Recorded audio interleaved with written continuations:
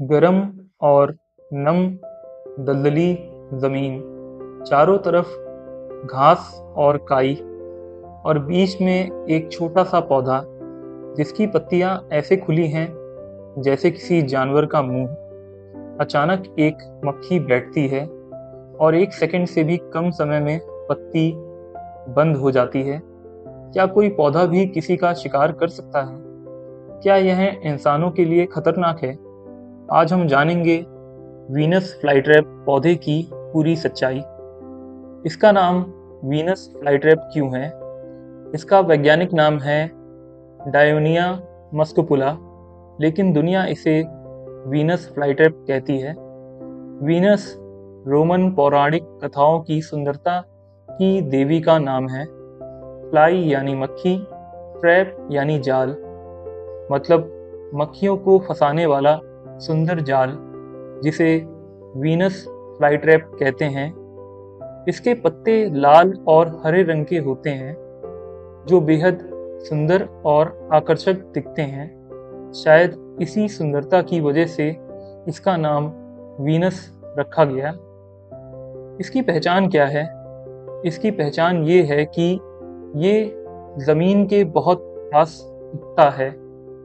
इसकी पत्तियां 2 हिस्सों में खुलती है, जैसे मुंह। इसकी पत्तियों के किनारों पर कांटे जैसे दांत होते हैं। पत्तियों के अंदर छोटे छोटे संवेदनशील बाल होते हैं। यह पौधा आकार में बहुत छोटा होता है, आमतौर पर 4 से लेकर 6 इंच का होता है। लेकिन जब इस पौधे पर फूल आ जाते हैं, तब इसकी लंबाई बढ़ जाती है। क्या यह इंसानों के लिए खतरनाक है? नहीं, यह केवल छोटे कीड़ों को पकड़कर रख सकता है। इसकी पकड़ इतनी मजबूत नहीं होती कि इंसान की उंगली को नुकसान पहुंचा सके।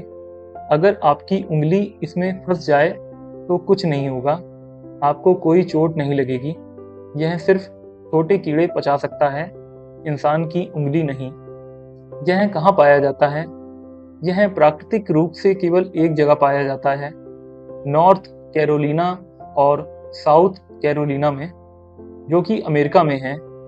यह दलदली, नम और अम्लीय मिट्टी जिसमें थोड़ी खटास हो, ये वहीं पर उगता है। क्या यह भारत में पाया जाता है? प्राकृतिक रूप से तो नहीं, लेकिन लोग इसे सजावटी या विशेष पौधे के रूप में गमले में उगाते हैं। भारत की सामान्य मिट्टी में यह अपने आप नहीं उग सकता। यह शिकार कैसे करता है?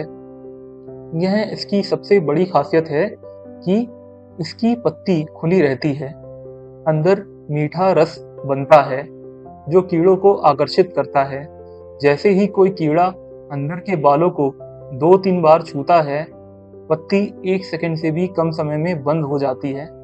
जब अंदर कोई कीड़ा फंस जाता है, तब पत्ती पूरी तरह सील हो जाती है। फिर यह पौधा पाचन रस छोड़ता है और 5 से लेकर 10 दिन में ये कीड़े को पचा लेता है। अगर गलती से पत्तियों पर धूल या पानी गिर जाए तो पत्ती थोड़ी देर बाद खुल जाती है। इसकी उम्र कितनी होती है?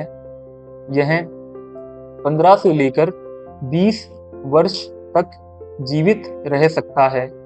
कुछ पौधा विशेष देखभाल में इससे भी ज़्यादा उम्र तक जी सकता है। यह पौधा धरती पर कब से है? वैज्ञानिक मानते हैं कि यह पौधा लाखों वर्षों से विकसित हो रहा है।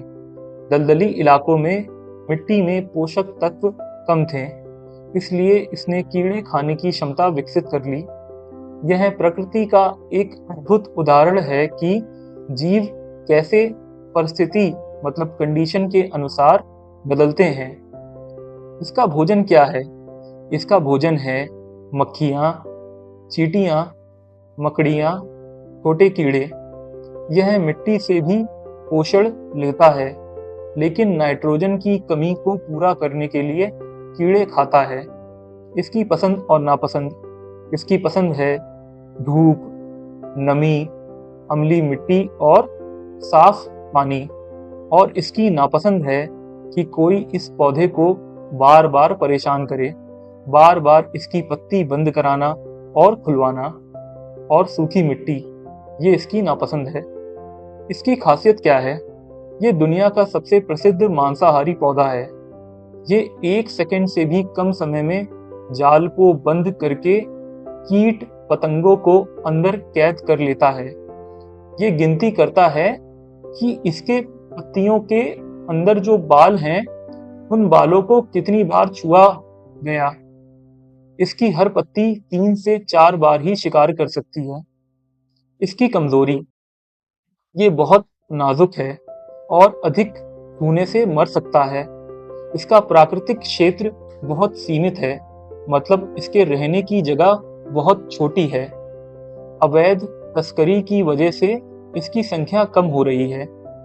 पर्यावरण के प्रति इसका योगदान, ये कीड़ों की संख्या नियंत्रित करता है।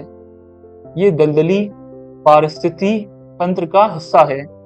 ये जैव विविधता, मतलब जीव कई प्रकार के होते हैं, ये उसका अनोखा उदाहरण है। क्या आप जानते हैं कि पारिस्थितिकी तंत्र मतलब इकोसिस्टम किसे कहते हैं? किसी भी जगह पर जीवन अकेले नहीं चलता, हर चीज एक दूसरे से जुड़ी होती है। पेड़ पौधे सूरज की रोशनी से भोजन बनाते हैं। शाकाहारी जानवर उन पौधों को खाते हैं। मांसाहारी जानवर उन जानवरों को खाते हैं। सूक्ष्म जीव जैसे बैक्टीरिया, फंगस मरे हुए जीवों को सड़ाकर मिट्टी को फिर से उपजाऊ बना देते हैं। इस तरह प्रकृति में एक पूरा चक्र चलता रहता है। यही पारिस्थितिकी तंत्र है। क्या यह दूसरे पौधों को नुकसान पहुंचाता है? नहीं, यह केवल कीड़े खाता है, दूसरे पौधों को कोई नुकसान नहीं पहुंचाता। हम इससे क्या सीख सकते हैं? परिस्थिति यानी कि कंडीशन चाहे कितनी भी कठिन हो, अनुकूलन यानी एडेप्टेशन ही जीवन है। मतलब वीनस फ्लाईट्रैप को जब पर्याप्त भोजन नहीं मिला, तब उसने छोटे छोटे कीड़ों को अपना भोजन बना लिया और कीड़ों की संख्या को नियंत्रित करके पर्यावरण की सहायता की। वीनस फ्लाईट्रैप ने हमें सिखाया कि कमजोरी को ताकत बनाया जा सकता है और प्रकृति में हर जीव की अपनी भूमिका है। आज इसकी हालत, यह पौधा संकट में है। जंगलों की कटाई, दलदली भूमि का नष्ट होना और अवैध व्यापार, इन कारणों से इसकी संख्या घट रही है। हम क्या कर सकते हैं? इसे जंगली क्षेत्रों से ना तोड़ें, जिम्मेदारी से खरीदें, लोगों को जागरूक करें। प्रकृति संरक्षण मतलब प्रकृति की सुरक्षा का समर्थन करें।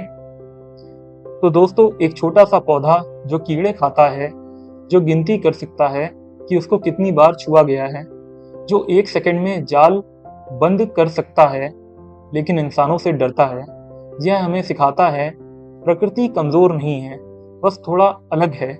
और याद रखिए, हर अनोखी चीज डरावनी नहीं होती, बस वो थोड़ी सी अलग होती है, जैसे वीनस फ्लाईट्रैप। और आज का सुविचार है कि कोई भी चीज हमें हमारे लक्ष्य से भटका रही हो, हमें कमजोर बना रही हो, तो उसे अपने आप से दूर कर देना ही बेहतर होता है। धन्यवाद।